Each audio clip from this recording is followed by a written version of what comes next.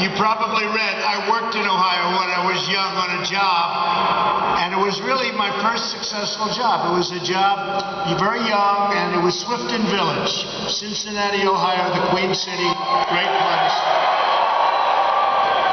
And my father and I bought it, and I moved out here, and I stayed out here for the summers, and it was a really amazing experience. We bought it.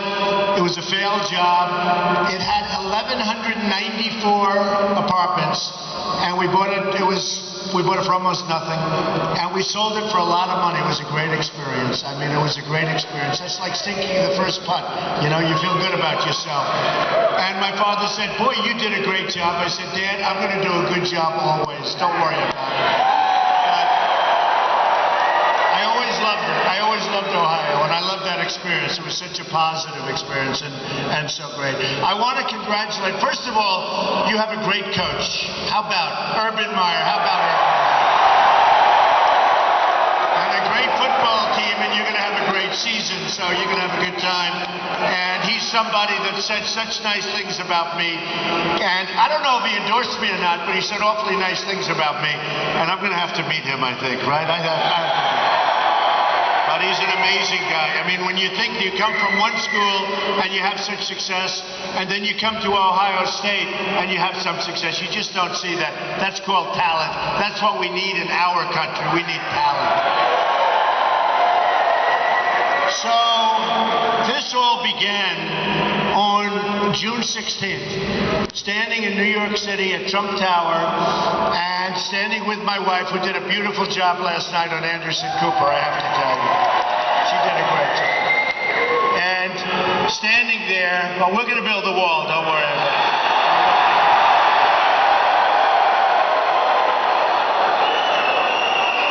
That wall is getting taller with every interview these ex-Mexican presidents do. Getting taller, taller. It's getting up there, I'll tell you what. Did you ever see such anger? The ex-Mexican president. Oh, I like my plane better than that, right? Did you ever see such anger? You know, it's very interesting. I have to, let's get to this for 1 second, because the anger of Vicente Fox, the ex-president of Mexico, was unbelievable. And to think that, and he used a horrible word. Can you imagine if I would have used that word? Oh, front page headline. Nobody even talks about the word he used. I keep saying, what about his foul language? What about, they don't write it. Boy, would they write it if I said that word. I won't repeat the word because they'll make a big deal out of it. But he used horrible language. But more importantly, he was so angry. And the reason he was angry wasn't the wall that you bring up. The reason he was angry is that nobody ever speaks to these countries with authority. We're like the whipping post where everyone takes. Essentially, he said, how dare you speak to Mexico like this? Now, just so you understand, I love the Hispanic people. I just won in Nevada, as you know. We won all of them. But I just won in Nevada, and they did a poll of the Hispanics, and I won by a lot over second place, by a lot. We're going to win the Hispanic vote. We're going to do great, because I'm going to bring jobs back from China. I'm going to bring jobs back from Japan. We're bringing our jobs back, folks. We're bringing our jobs back. But the anger of ex-President Fox, it's almost like, how dare you?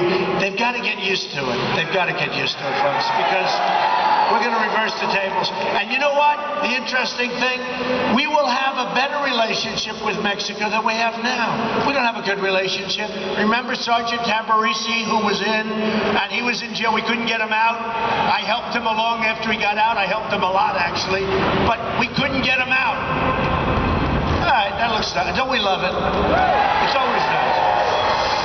We couldn't get him out of jail, and we had a president that I don't think he made one phone call. I don't think he made a phone call, and he was in there for a long, long period of time. So we're going to get the respect of other nations. We lose, as an example, with Mexico, 58 $58 billion a year on trade. So we have a trade deficit. We have a trade deficit of $58 billion. And when they say the wall, these politicians come up to me and they say, Donald, you don't really mean Mexico's going to pay for the wall. I said, you don't understand. 100%. They go, no way you're going to get them to pay. They used to say, no way you're going to build the wall. Now the other day I hear this Rubio, and I call him Little Marco. Hello, Marco. He said I had small hands. Actually, I'm 6'3", not 6'2", but he said I had small hands. They're not small, are they? I never heard that one before. I've always had people say, Donald, you have the most beautiful hands. I never heard that. But that's politicians. You know, they do this stuff. And he wanted to be Don Rickles, and it hasn't worked because he's gone down. You know, he's gone down. But I see this guy, and he's doing a thing. We will build a wall. I said, where did this come from? All of a sudden. And the same thing with Ted Cruz. I call him Lion Ted. We will build a wall, he says. Lion Ted. We will build a wall. Anything you do, you take a position, and then you see him on television when he's not around you, and he says exactly the opposite of what your position is.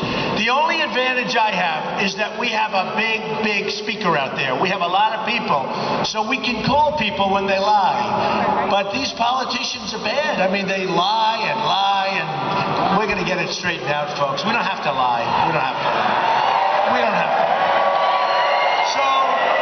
So it all began on June 16th, the famous escalator ride. And I said to my wife, we got to do it. Oh, good. They're friends. Thank you. Thank you. I was hoping it was a protester so the cameras would show what a big crowd we had.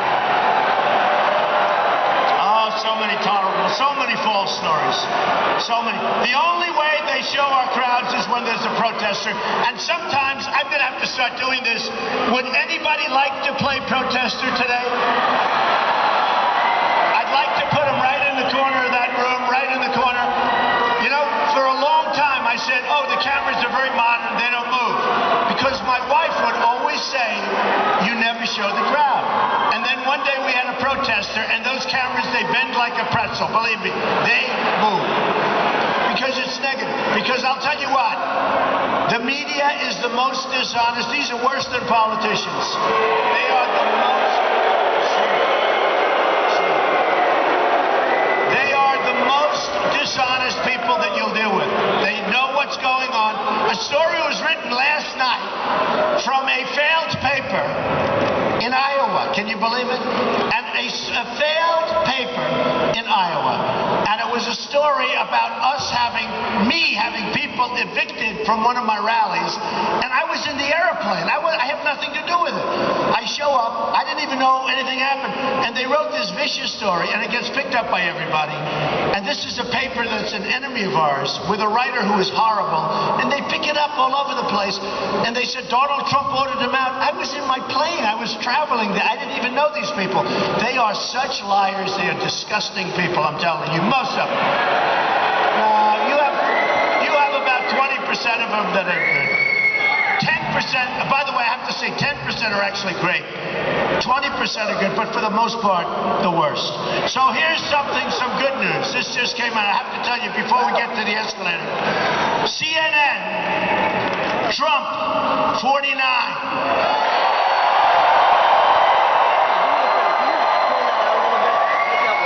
Lightweight Senator Marco Rubio, 16.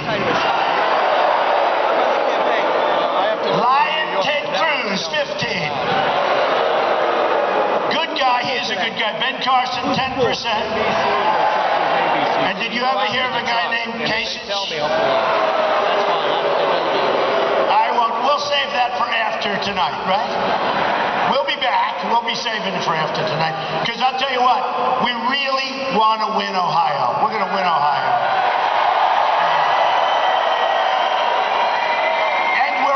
You know, the beauty is we're up quite a bit against him. He's your sitting governor. And I always say, and I say it respectfully, and I like him, but it helps when your state happens to hit oil. Do you agree? Doesn't that help? It does help. You hit oil. Fracking is a great thing. What's happened with fracking, what's happened with energy, and what's going on with energy is a great thing. Now in Florida, I think I'm like 21 points up on a senator that never shows up. He hasn't shown up to vote. He's got the worst voting record in the United States Senate. And I'll tell you honestly, he's defrauded the state of Florida because he got elected and he doesn't vote. He doesn't do anything. He's passed nothing. Ted has passed nothing. Ted will filibuster, but you got to do more than filibuster. You got to get people to do something.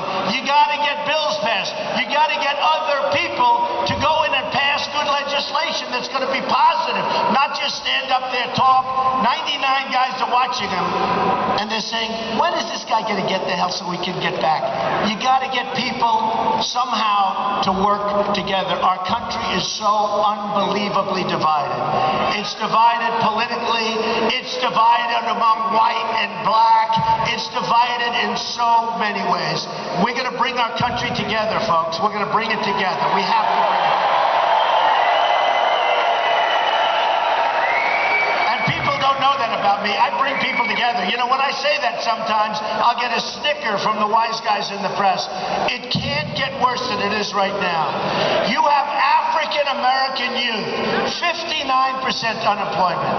You have African-Americans in their prime, just so badly treated in terms of unemployment. We're going to bring this country of ours, we're going to bring it together. You know, our theme is Make America Great Again. Right? Well, honestly, we want to make it great for everybody. We want to make it great for everybody. And we're going to do it. We're going to bring it together. So when I came down, I said to my wife, and let me tell you, it takes guts to run for president. I'm not a politician. I never did. I've employed tens of thousands of people over the years. I've employed thousands and thousands of Hispanics. That's why I'm doing well with Hispanics. They understand what's going on. But, and I'll give you an example. The United States government has a job that they're putting out to bid. They put it out 2 years ago. Oh, I hear a noise. Hello. Hello. Is that a friendly noise or an unfriendly noise? Goodbye, darling.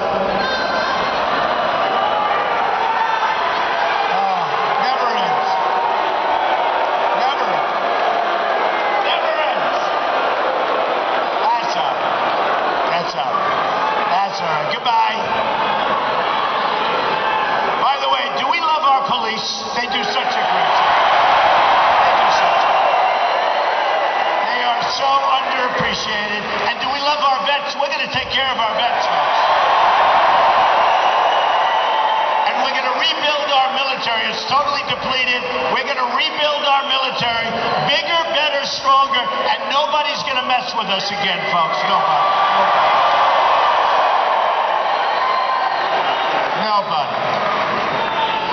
Thank you. Thank you.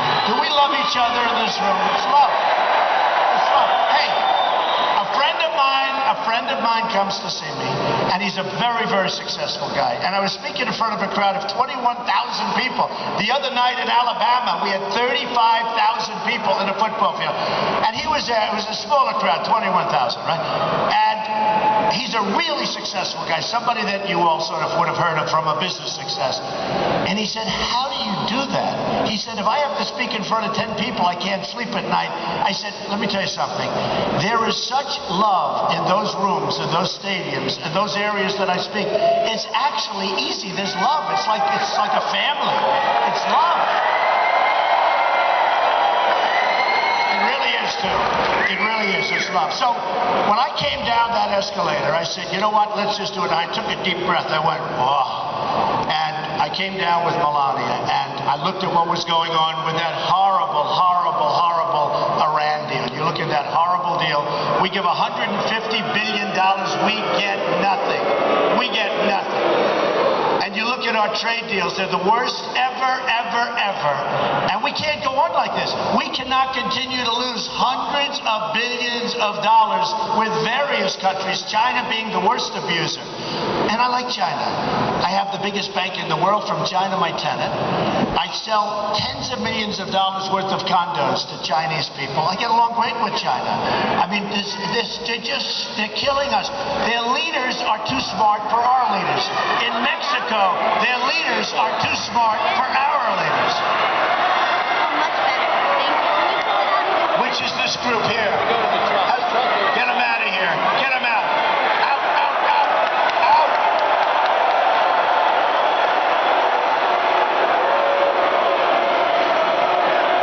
Is the Trump rally the most fun? Seriously.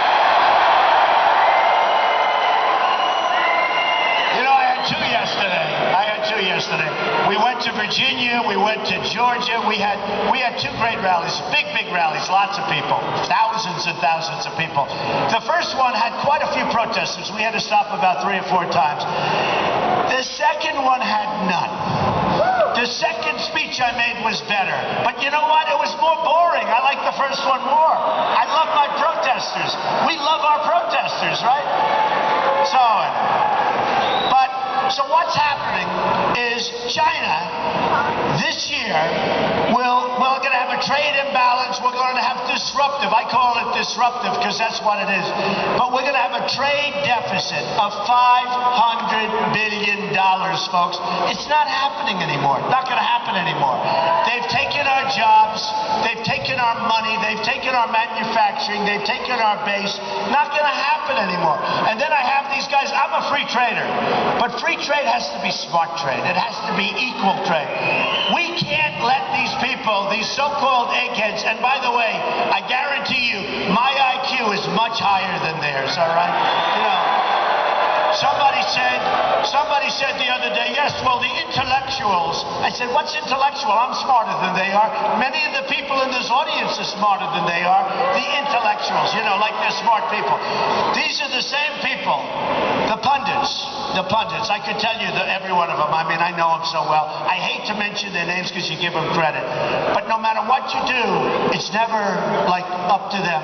The pundits. So they're saying, Trump will never run. Then I run.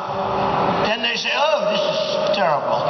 Then they say, Trump will never sign Form A. That's where you sign your entire life away. I signed Form A. Then they say, well, Trump will never put in his financials because maybe he's not as successful as people think. And then I put in almost 100 pages on time. I didn't even ask. They said he'll ask for delays. I put them in. I had accountants working almost 100, working around the clock. And the numbers turned out to be far, far, far bigger, better assets. I have the best assets in the world. Very little debt. Tremendous cash flow. And I don't say that in a bragging way. I say it because that's the kind of thinking that our country needs. We need that kind of thinking.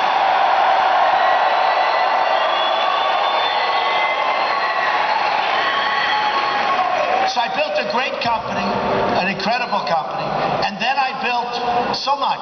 And then we had The Apprentice. I mean, one of the most successful shows in decades on television.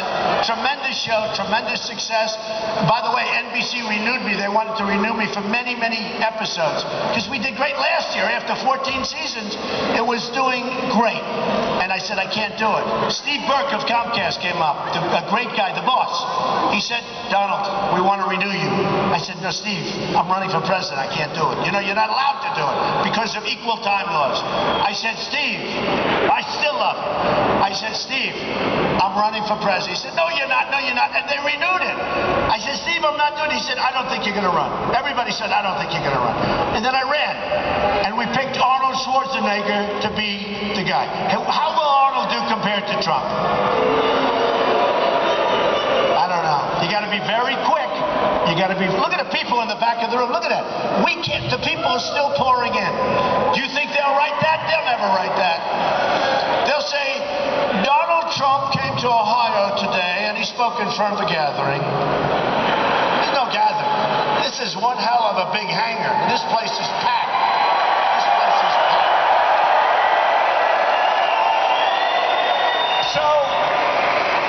I give up a lot. I mean, I give up a 2-hour primetime show. I give up deals. I give up a lot of things. I've written many books, bestsellers, many bestsellers. The Art of the Deal is the #1 selling business book of all time. And by the way, Barack Obama did not read it. John Kerry did not read it, believe me. They did not read it. So I came down the escalator and I said a little thing about trade. And I said, this is going to be about trade. And then during the speech, I said, illegal immigration. I started talking about it. Believe me, folks, illegal immigration has turned out to be one of the really big factors in this entire campaign. You wouldn't even be talking about it, you wouldn't be hearing about it if I didn't take all that heat and mention that in my first speech. You wouldn't even be talking about it. And then it turned out that illegal immigration is a much bigger deal than people understood. The crime is incredible. And then you see Kate, beautiful Kate in San Francisco, get shot in the back by a guy that's been here 5 different times he came over, probably a lot more than that. And then you see other things. Jamil, whose father is an incredible guy who I got to know. He became a friend of mine. Jamil, going to have a football scholarship, great quarterback, great student, going to get a scholarship to the best colleges. And he's a young boy, and he gets shot in the face 3 or 4 times in the face, going home to see his father, walking on the sidewalk, not touching anybody, not talking to anybody, this great young man. And you see the veteran, a female, 65 years old, raped, sodomized, and killed in Los Angeles. And you know what? And you say, and that's 3. There are hundreds. It's out of control. And then you see what happens with the economy, and you see what's going on with drugs pouring through our system. And drugs in New Hampshire, you know, I won New Hampshire, and I made a commitment to the people of New Hampshire. I said, I'm going to stop heroin from coming in. It's coming in right through. We're going to stop it. We're going to stop it all over the country. But I made a commitment. I'll tell you what, New Hampshire, incredible people, because they sort of got me started. We go to New Hampshire. I wasn't favored to win. We won in a landslide. Then we go to South Carolina, where the evangelicals are unbelievable people. Unbelievable people. We go to South Carolina, and what happens? I win in a landslide. What happened? And I won with every single group, every single state. I won with every single group. Then we go to Nevada, same thing. We won with the rich. We won with the less than rich. We won with the highly educated. We won with the less than educated. And I always say, I love those people. I love them. I do love them. And we won with everything. We won with men. We won with women. We won with evangelicals. We won with the military. We won with the vets. We won with everybody. And there's a movement going on. There really is. There's a movement going on. 3 weeks ago, Time magazine did the cover story on this movement. They say in the history of American politics, the history of the United States, there has never been anything like this that's happened. There's never.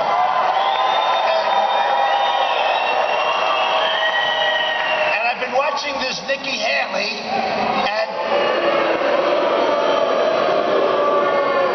so from South Carolina, she's up and she's saying, if you remember her little speech, where she goes and said, well, you know, she was referring to me, so I can practically use the name, but he said, there's great anger, essentially on behalf of Donald Trump and the people that are with Donald Trump. And by the way, we have the most loyal people in the world. These people are incredible.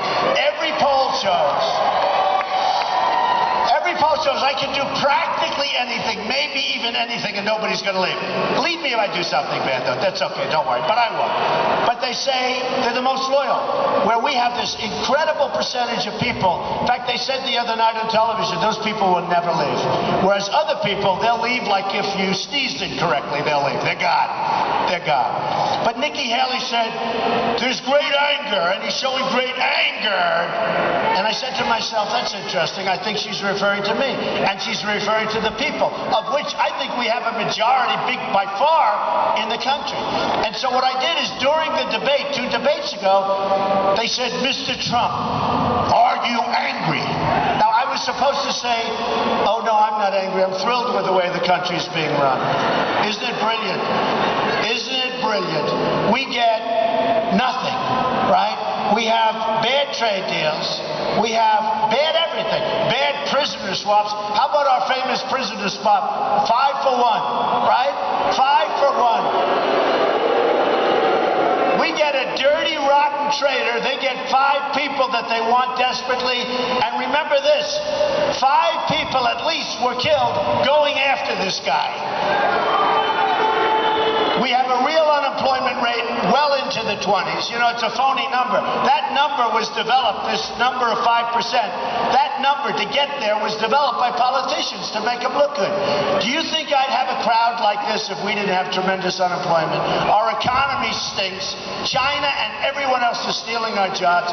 Mexico just took Carrier. You know all about Carrier, right? I see it on television 2 weeks ago. Wonderful people. They could be us. Wonderful people. 1,400 being told by some executive, we're moving to Mexico. Sorry, folks, you're laid off. The devastation of those people. Good product. The devastation of those people was horrible to watch it. And I said to people, you know, I'm a free trader, and to be conservative, you're supposed to be a free trader. But you got to be a smart trader. I don't want to say I'm highly anything anymore. I say I am a common sense conservative. Is that okay? Because these so-called conservatives, these, you know, hardliners, Donald Trump is calling for a tax on goods coming into our country. Well, if China taxes us, which they do big league and nobody even talks about it, then I'm going to tax them the same amount, okay?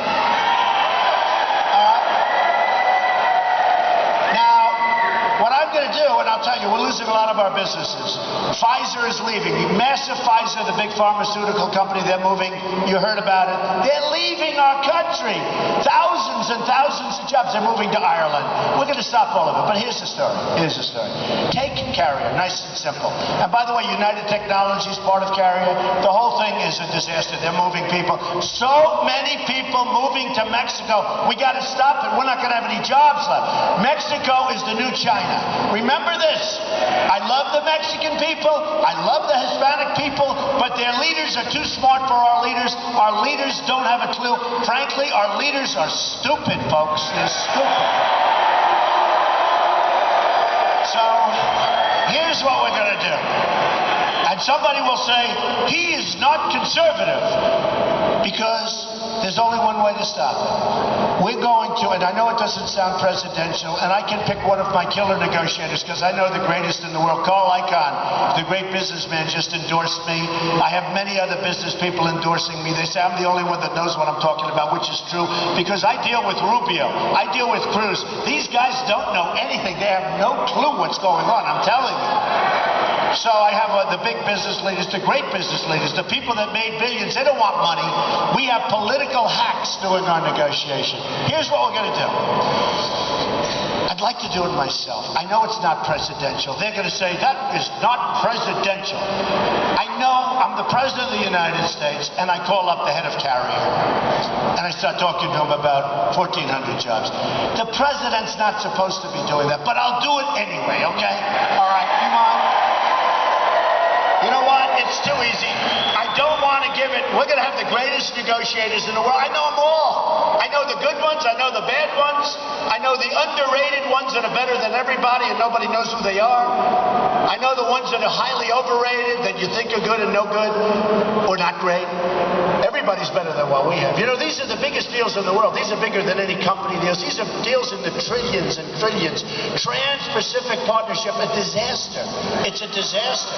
We're giving our country away. That's going to be a disaster. So here's what I'm going to do. The president, sir, is calling you. The president of what? The president of the United States. Oh, it's calling me. Now, here's the head of Carrier. Yes, Mr. President. Whatever your name is, here's the story. You just left 1,400 great people who've worked for you for many years. They've done a great job. They built up your brand. They've done a great job. And you can negotiate with them for wages and all that stuff. You can even move to another part of our country if you have to. But let me tell you something. If you don't move back, we're going to have to talk. And they're going to say, we cannot do that, sir. Okay, good. Here's the story.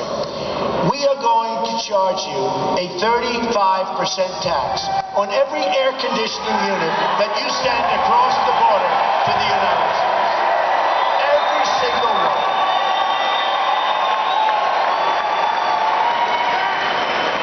And I'll tell you what's going to happen. If you have one of these lightweight guys, they're brokers, essentially. I call them brokers. But they're lobbyists or they're special interest guys, a lot of power. You see that in the debates where the whole room was filled up with special interests. And I'm self-funding. I'm not getting anything from these people. So I'm the only guy. I had my wife and a few of my kids in the room, and I heard them clapping like crazy. But we have a room loaded up with special interests and lobbyists. So here's what's going to happen. With them, they'll say, and they know it's a bad deal, but with them, they're going to get a call, and that's the end of it. Carrier moves, carrier bills, carrier does fine, that's the end, and we take the brunt of it.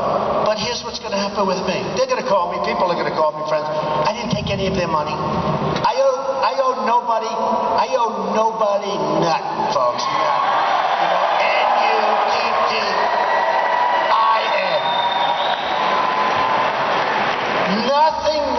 Nothing. So here's the story. They're going to call me and I'm going to say, I'm sorry. They're going to have people call me. I'm going to say, hey, I'm sorry. Not going to happen, folks. Not going to happen. And within 24 hours, I will get a call back, probably from the head of Carrier. And he's going to say, Mr. President, I'd like to inform you that we are not going to move out of the United States. We're going to stay where we are or move to Ohio or move to someplace else. We'll move to Michigan. We'll move to New York. We'll move to someplace. As long as it's in the United States, folks. And that's what's going to happen as sure as you're sitting there. Ford Motor Company is building a $2.5 billion plant. I've been speaking about this for over a year. $2.5 billion. You know what that is on a one-story building? Do you have any idea how big $2.5 billion is in Mexico? They're building a massive plant to build cars, trucks, and parts. They're going to sell them all over, but they're selling a lot of them into the United States. Now, how does it help us for Ford to build a plant, close up factories in Michigan and other places, and have this massive plant? It doesn't, okay? The only way, and I'm very good at this stuff, I went to the great Wharton School of Finance, which really isn't the best school in the world for this, but that's okay. Most people agree. Hardest school to get into, I can tell you, but it's one of the great places. But you don't have to. If you didn't go to college, if you didn't go to high school, you're all smart. It's a horrible deal for us. So with Ford, I'd do the same thing. I'd say, if you want to move, that's okay, but you got to pay a 35% tax. And you know, honestly, folks, they're not going to even think about it. Now I'll be criticized. They'll say, isn't that disgusting? He's not a free trader. Folks, we're losing our ass. We're getting killed. We're getting killed. We're getting killed. Our companies are just, we're like the bully that just gets beat up by everybody. We are losing millions of jobs. Millions, not thousands. Millions and millions of jobs. We're going to stop. We're going to bring our jobs back from China. We're going to bring our jobs back from Japan, where they sell us cars by the millions. And we give them practically nothing. You want to see a trade imbalance? Take a look at what we take from Japan and what we give them back. It's a joke, okay? So what a lot of people don't understand, and what I understand better than anybody, we have the cards. We have the cards. Because without us, they would have a depression the likes of which you've never seen. We have to a certain extent, untie ourselves with some of these horrible deals we've made. We've got to make better deals, stronger deals, smarter deals. And you know what? China, and I do a lot of business with China, I've made a lot of money dealing against China, not with them, against them. Against them. But China doesn't respect us. They make a fortune. We have rebuilt China. It's the greatest theft in the history of the world, what they've done to us. They've taken everything, our money, our jobs, our manufacturing. Boeing is now building massive plants in China. Then they're going to devalue their currency, and all of a sudden, in South Carolina and in Seattle and in the different places, all of a sudden they're going to say, well, we're not making too many planes, they're going to make them in China. I know exactly what's going to happen. And they wouldn't have done the plant except when they made a big order from China. China said, we're going to order these 300 planes, but we want you to build a massive plant. And I know what's going to happen? Once the plant is built, they're going to devalue their currency more. It's going to be impossible for the American people to compete with that, and we're going to lose all those jobs. Not going to happen, folks. We're not going to let it happen, okay? We're not going to let it happen. So nobody knows this stuff better than me, and believe me, we're going to stop the outflow of our companies. We're really losing a lot. We have corporate inversions where companies are going out to get cash. You know, we have $2.5 trillion at least. I think it's double that number. That's a government number, and the government has no idea about numbers. We have $2.5 trillion at least outside of this country. The Democrats agree we should bring it immediately back. The Republicans agree that we should bring. Everybody agrees. It's not like a health care where they don't agree or something. Everybody agrees. Corporate inversion. Everybody agrees we should bring the money back. For years, they can't get an agreement. You know why? We don't have a leader. We don't have a president. I could make that deal in 10 minutes. I get the Republicans, I get the Democrats, without having to sign an executive order, by the way. Okay? Which is not the way it's supposed to work. So what we need is leadership. So coming down, I said, I'm going to be so great on trade. I will be the greatest jobs president that God ever created. I will. I will. But then, I'm very focused on our security. And I really started much more so with the borders. But then after the Paris attack, which was horrendous, and after the attack in Los Angeles and the attack, all of these attacks, but after the attack in California where the 14 people were killed by two radicalized people, they became radicalized. She radicalized him. Whatever the hell happened, they ended up killing their co-workers, and plenty of people right now in the hospital that are going to be in bad shape for the rest of their lives because these two horrendous animals did that, okay? Animals. Now, what happened with Paris, the toughest gun laws in the world, Paris, the toughest. You don't have a gun in Paris unless you're a bad guy, then you have a gun. You put a gun in your pocket, nobody's going to do it. You can't have